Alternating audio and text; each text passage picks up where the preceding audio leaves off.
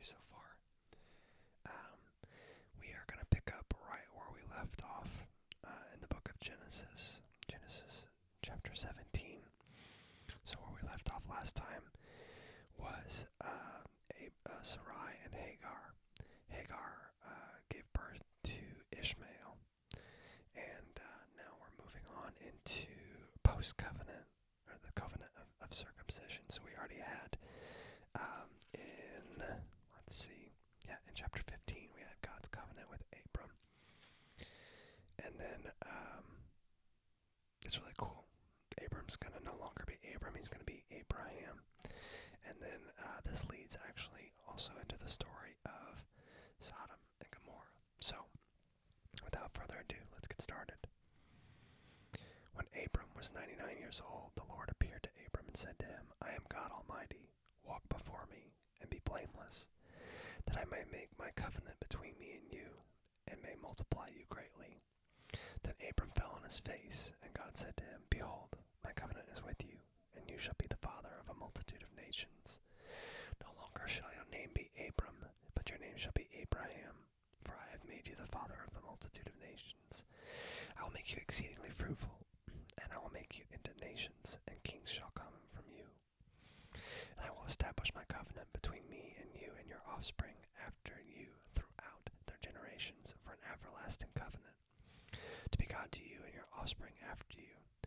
And I will give to you and your offspring after you the land of your sojournings, all the land of Canaan, for an everlasting possession, and I will be their God. And God had said to Abraham, As for you, you shall keep my covenant, you and your offspring after you throughout their generations. This is my covenant which you shall keep between me and your offspring after you. Every male among you shall be circumcised.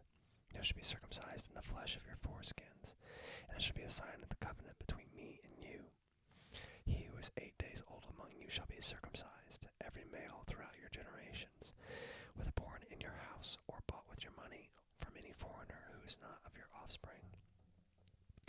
He who is born in your house, and he who is bought with your money shall surely be circumcised. So shall my covenant be in your flesh, an everlasting covenant.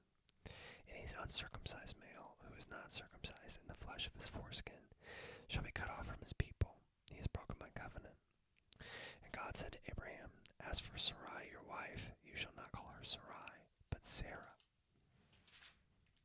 shall be her name. I will bless her, and moreover, I will give you a son by her. I will bless her, and she shall become a nations. Kings of peoples shall come from her. Then Abraham fell on his face and laughed and said to himself, Shall a child be born to a man who is 100 years old? So shall Sarah, who is 90 years old, bear a child? And Abraham said to God, Oh, that Ishmael might live before you. God said, No, but Sarah your wife shall bear you a son, and you shall name him Isaac. I will establish my covenant with him as an everlasting covenant for his offspring after him. As for Ishmael, I have heard you. Behold, I have blessed him and will make him fruitful and multiply him greatly. He shall father 12 princes, and I will make him into a great nation. But I will establish my covenant with Isaac, whom Sarah shall bear to you at this time next year. When he had finished talking with him, God went up from Abraham. Then Abraham took Ishmael his son, and all those born in his house or bought with his money, every male among the men of Abraham's house, and he circumcised the flesh of their foreskins that very day, as God had said to him. Abraham was 99 years old when he was circumcised in the flesh of his foreskin. Holy cow, I can't even imagine. And Ishmael his son was 13 years old when he was circumcised in the flesh of his foreskin. That very day, Abraham and his son Ishmael were circumcised. And all the men of his house, those born in the house and those bought with money from a foreigner, were circumcised with him.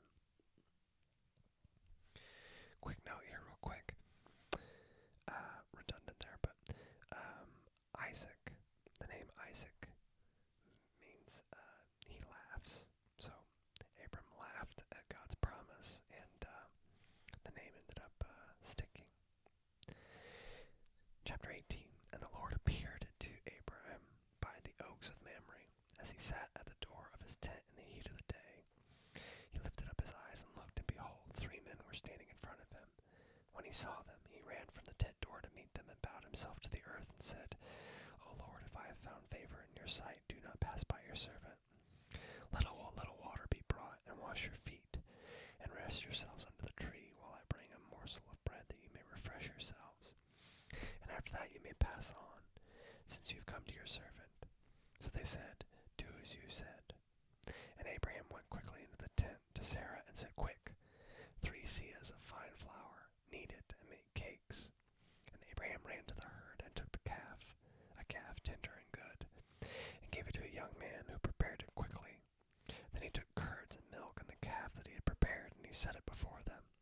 And he stood by them under the tree while they ate. They said to him, Where is Sarah, your wife? And he said, She is in the tent. The Lord said, I will surely return to you about this time next year, and Sarah, your wife, will have a son. And Sarah was listening at the door behind him. Now Abraham and Sarah were old, advanced in years. The way of women had ceased to be with Sarah. Sarah laughed to herself, saying, After I am worn out, and my Lord is old, shall I have pleasure? The Lord said to Abraham, Why did Sarah laugh and say, Shall I indeed bear a child now that I'm old? Is anything too hard for the Lord? Man, that's so good right there. Remember that. Is anything too hard for God? At the appointed time I will return to you about this time next year, and Sarah shall have a son. Sarah denied it, saying, I did not laugh, for she was afraid. He said, No, but you did laugh. So again, Isaac, means he laughs. Then the men set out from there, and they looked down toward Sodom, and Abraham went with them and set them on their way. The Lord said, Shall I hide from Abraham what I am about to do, seeing that Abraham will surely become a great and mighty nation, and all nations of the earth shall be blessed in him? For I have chosen him, that he may command his children and his household after him to keep the way of the Lord, by doing righteousness and justice, so that the Lord may bring to Abraham what he has promised him. Then the Lord said, Because the outcry against Sodom and Gomorrah is great, and their sin is very grave, I will go down to see whether they have done altogether according to the outcry that has come to me, and if not, I will know. Abraham intercedes for Sodom.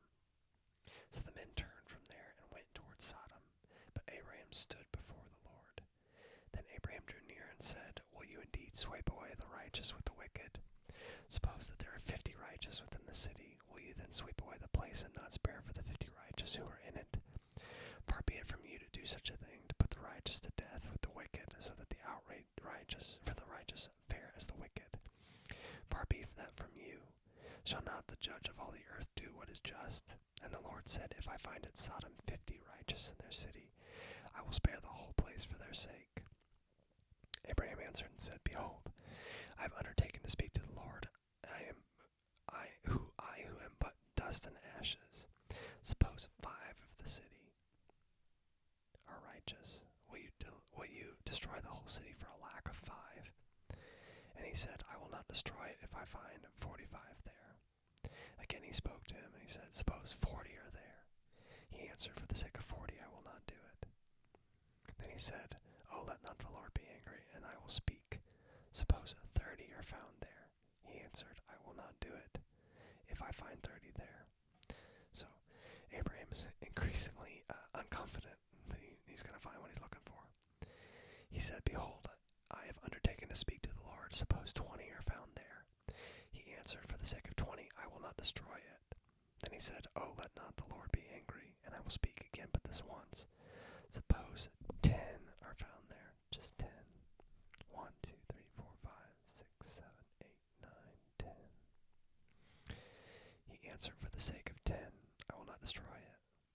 And the Lord went his way when he had finished speaking to Abraham, and Abraham returned to his place. So, spoiler alert, he's not going to find 10 because there is the destruction of Sodom and Gomorrah. Let's learn a little bit more about that real quick before we read this specific passage. So, the destruction of Sodom and Gomorrah. If we are to get oriented, here's the Dead Sea, which exists in current time. You've got Jericho here, which will come up in a later story. I'm excited to read that to you. Bethel, Mamre, and Hebron, which have been 2 places that have been very important Sodom and Gomorrah are believed to be in what was then Moab along the Dead Sea. And then the Zoar and Zeboim, we heard those mentioned in the battle in one of our earlier readings whenever Abram went to go rescue Lot. And spoiler alert, Lot's about to get rescued again. But at Abram's request, the Lord spared Lot and his family from the destruction that came upon Sodom and Gomorrah. Afterwards, Lot's two daughters feared that their isolation would result in the end of the family line, and they plotted to get their father drunk in order they might conceive children by him. Each daughter bore a son, from whom the Moabites and the Ammonites were descendants. So, later became Moab and Ammon. I don't really know what to say about Lot's daughters, but I think, it goes back to the idea of a lack of trust in God and what he has for us, and our human substitutions for what God has set out for us. If we're not patient enough to wait for what that is, we try to exercise our will, and more often than not, that's not in our best interest. I mean, very rarely is it in our best interest. But I think that even though it's an Old Testament example, I think we see a huge measure of mercy shown, because initially it's going to be destroyed, and he's willing to listen to Abraham, and we go from 50 all the way down to 10, and each time God says, I'll allow it, I'll allow it, I'll allow it, and yet, despite that, still not able to find 10, but we're going to get back into it right here, starting in chapter 19. The two angels came to Sodom in the evening, and Lot was sitting in the gate of Sodom. When Lot saw them, he rose to meet them and bowed himself with his face to the earth and said, My lords, please turn aside to your servant's house and spend the night and wash your feet. Then you may rise up early and go on your way. They said, No, we will spend the night in the town square. But he pressed them strongly, so they turned aside to him and entered his house. And he made them a feast and baked unleavened bread, and they ate. But before they lay down, the men of the city, the men of Sodom, both young and old, all the people to the last men surrounded his house, and they called to Lot, Where are the men who came to you tonight? Bring them to us, that we may know them. When you hear that, you can also think of it as sleep with them. Lot went out to the men at the entrance, shut the door after him, and said, I beg you, my brothers, do not act so wickedly. Behold, I have two daughters who have not yet known any man. Let me bring them out to you, and do to them as you please. Not exactly dad of the year here. Only do nothing to these men, for they have come under the shelter of my roof. But they said, Stand back. And they said, This fellow came to sojourn, and he has become the judge. Now we will deal worse with you than with them. Then they pressed hard against the man Lot, and they drew near to break the door down. But the men reached out their hands and brought Lot into the house with them and shut the door. And they struck with blindness the men who were at the entrance of the house, both small and great, so that they wore themselves out groping for the door.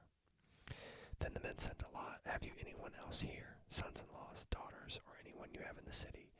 Bring them out of this place, for we are about to destroy this place. Because the outcry against its people has become great before the Lord, and the Lord has sent us to destroy it. So Lot went out and went to his sons-in-law, who were to marry his daughters. Up, get out of this place, for the Lord is about to destroy the city. But he seemed to his sons-in-law to be jesting. They thought he was joking. As morning dawned, the angels urged Lot, saying, Up, take your wife and your two daughters who are here, lest you be swept away in the punishment of the city. But he lingered. So the men seized him and his wife and his two daughters by the hand, the Lord being merciful to him, and they brought him out and set him outside the city. And as they brought him out, one said, Escape for your life. Do not look back or stop anywhere in the valley. Escape to the hills, lest you be swept away. And Lot said to them, O no, my lords. Behold, your servant has found favor in your sight, and you have shown me great kindness in saving my life. But I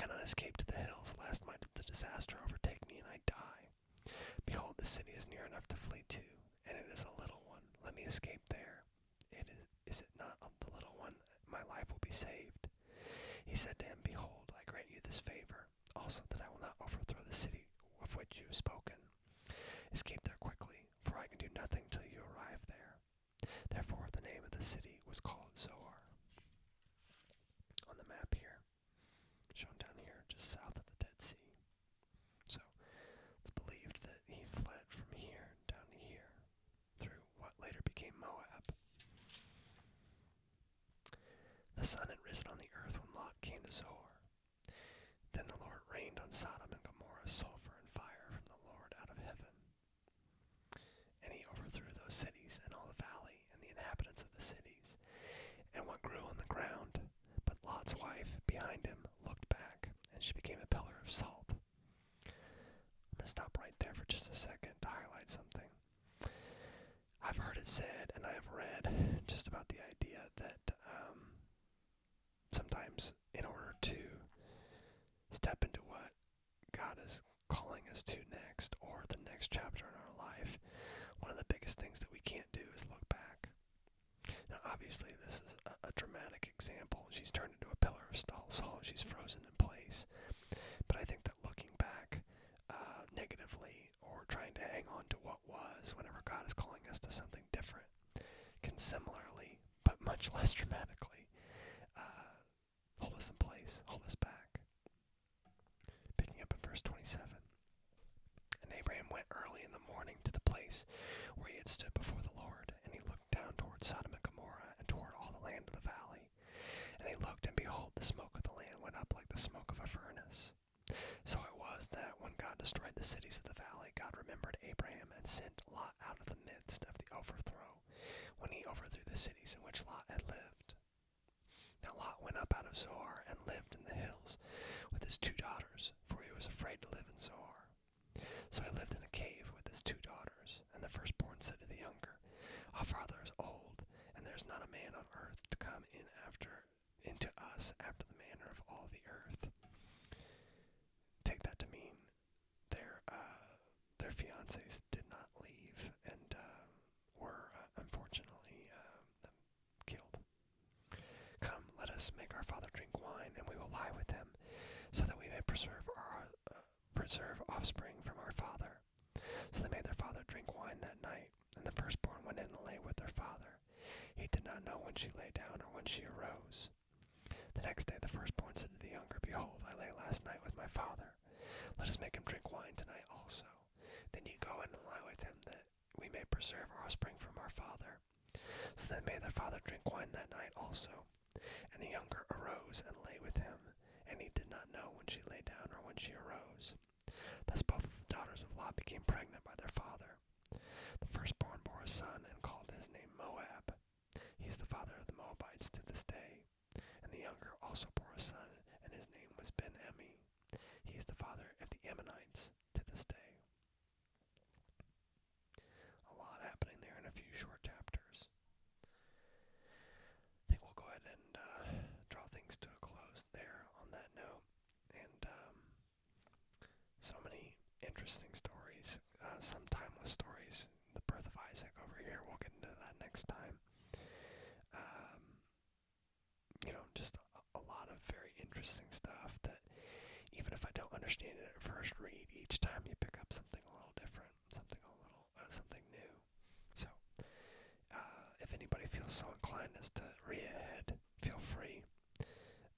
But if you want to keep hanging out with me as we go through the book of Genesis, I would love to have you with me. I appreciate those of you who take the time to watch. I don't take for granted there's a lot of people making good content out there, and yet here you are hanging out with me. So I appreciate your time. Hope you enjoy this. Please let me know what you'd like to see more of, anything you might want to see differently. And if you want to see more videos like this, please subscribe.